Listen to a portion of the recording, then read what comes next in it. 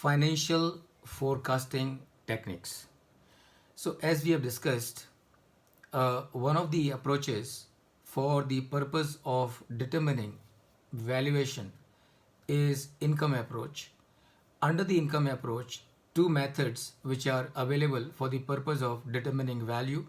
One is income capitalization method, and second is discounted cash flow method. We all understand and know it very well. The discounted cash flow method is the most used method for determining valuation all over the world. One major requirement in case of use of discounted cash flow method for the purpose of valuation is to project the future cash flows. And for projecting future cash flows, we need to project the profitability, and we also need to project the balance sheet. How to do the balance sheet projections and how to do the profit and loss projections for future, that is now is our focus for this session.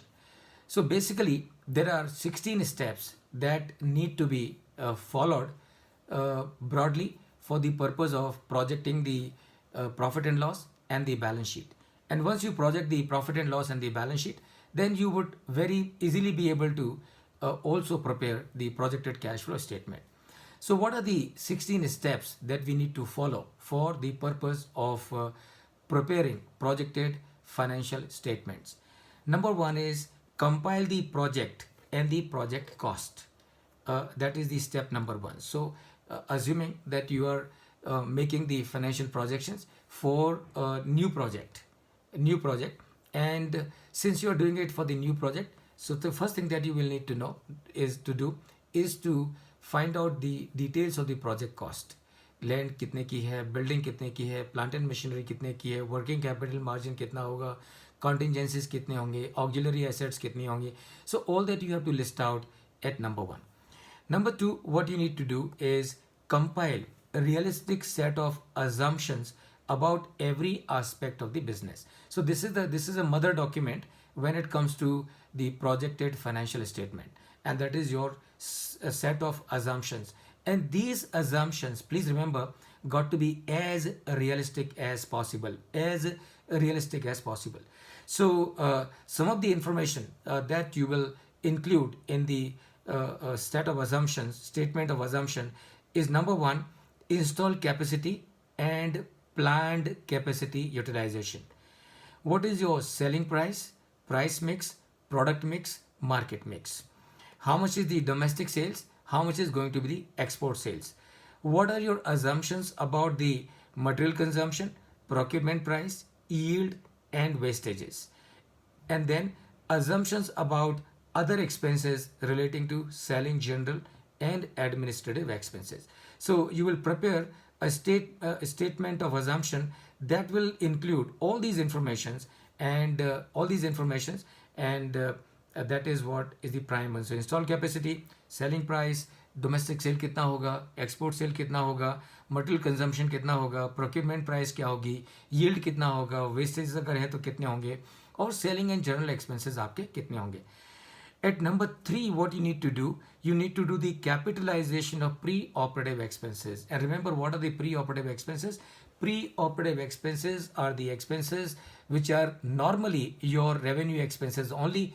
But since you are incurring these expenses during the time when you are implementing the project, or these are the expenses that you incur before commencement of the operations, and that is where they are known as pre-operative expenses incurred prior to the commencement of operations.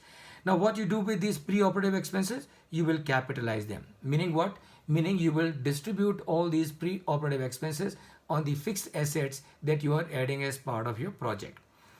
Then at number four, what you will do, revenue estimation for the year and for the business plan period. Assuming that you have to make projections for next 10 years, so you will have to do the revenue estimation कि अगले 10 सालों में आपकी income कितनी होगी.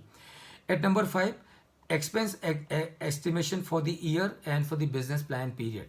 So जो भी आपके एक्सपेंसेस है, रॉ मटेरियल है, मैन्युफैक्चरिंग एक्सपेंसेस हैं, डेप्रिसिएशन है, selling and general administrative expenses है, वो सारे के सारे एक्सपेंसेस जो आप अगले 10 सालों में करोगे उसको आपके एस्टिमेट करना होगा ताकि आप उसको P&L स्टेटमेंट में डाल सकें. At number 6, compute the depreciation on the assets that you would add as part of your project. Please remember, you have to calculate depreciation not only as per the Income Tax Act, or you have to calculate depreciation as per the Companies Act also. You have to calculate depreciation as per the Companies Act for the purpose of profit and loss statement, and you have to calculate depreciation as per the Income Tax Act for the purpose of determining your tax liability. And that's your step number 6. Step number 7, estimation of working capital requirement, यानी कि आपको अगले 10 सालों में working capital की requirement कितनी होगी, कितनी आपकी इन्वेंट्री होगी, कितने आपके रिसीवेबल्स होंगे, कितने आपके बैंक बैलेंस होगा जो आपको कैरी करना पड़ेगा. All that you need to find out. कितने आपके ट्रेड पेबल्स होंगे, और as a result of that कितना आपको मार्जिन फॉर वर्किंग कैपिटल लगेगा, कितनी आपकी बैंक फाइनेंस होगी, और कितनी आपकी उस बैंक फाइनेंस के ऊपर इंटरेस्ट की कॉस्ट होगी. That is your item number 7, and that is estimation of working capital requirement. After that, point number 8, what you will need to do, you will need to calculate interest on long-term loans and repayment schedule. So what you will do, obviously when you are doing a project, when you are implementing a project, you would have taken certain long-term loans. So on those long-term loans, you will have to pay interest. So you will need to find out as to what is the interest cost that you will incur on those term loans, because that will need to be part of your profit and loss. So you will prepare a loan repayment schedule, and using that loan repayment schedule, you will also find out as to what is going to be your interest cost over the life of that loan, so that you can take that to your profit and loss account. So once you calculate the interest on working capital, once you calculate the interest on the term loan, then you will come to the figure of EBT, earning before tax. And once you have the figure of earning before tax, now what you need to do, you need to do the computation of tax liability. आपकी tax liability कितनी होगी? याद रखिए, your profit as per the books and profit for the purpose of tax are never the same. They are always different. So one is your book profit, second is your taxable profit. So for the purpose of point number 9, and that is computation of tax liability, what you will need to do, you will need to separately compute your taxable profit, and on those taxable profit you will need to apply the corresponding corporate tax rate, and find out your tax liability. And when you deduct this tax liability from the amount of EBT, you will get your net income or net profit or profit after tax or earning after tax. So that is, you arrive at point number 10, that is net profit or earning after tax.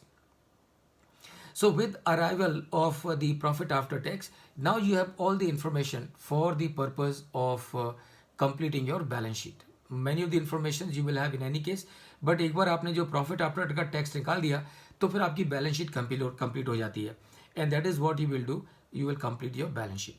सो आपने balance sheet complete कर ली, profit and loss complete कर लिया. Now you are ready for computation of free cash flow for the firm और free cash flow for the equity, depending on what is that you are trying to find out. Are you trying to find out what is the enterprise value, or you are trying to find out what is the equity value? So depending on that, you will calculate your FCF, free cash flow for the firm, or free cash flow for the equity. At point number 12, you will need to do the computation of discount rate. And what is discount rate? Discount rate is nothing but your cost of capital. So this cost of capital, remember, can be cost of equity. In case the project that you are talking about does not have any borrowing, in that case what you will use the cost of equity.